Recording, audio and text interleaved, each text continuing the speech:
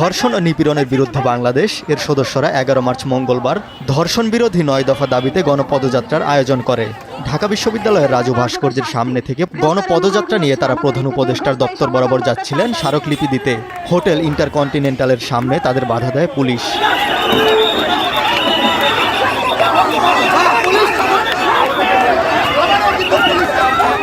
বিকেল 3:45টার দিকে পদযাত্রাটি শাহবাগ পার হয়ে বাংলা মোটরের দিকে যাওয়ার সময় ব্যারিকেড দিয়ে আটকে দেওয়া হয়।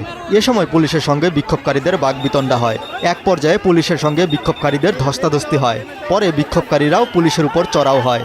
পরে পুলিশের লাঠি পেটায় মিছিল ছত্রভঙ্গ হয়ে যায়। এতে উভয় পক্ষের কয়েকজন আহত হন। আমরা তো এখানে হরতাল অবরোধ রাস্তা অবরোধ কিছু করতে আসি নাই, আমরা জাস্ট এসেছিলাম স্মারকলিপি দিব। আমাদের কিন্তু প্রধান উপদেষ্টা বরাবর যাইতে হবে স্মারকলিপি দিতে হলে। তারা আমাদেরকে কেন আটকে দিল সেই জায়গায় দেখেন আমাদের কিভাবে এটা করেছে।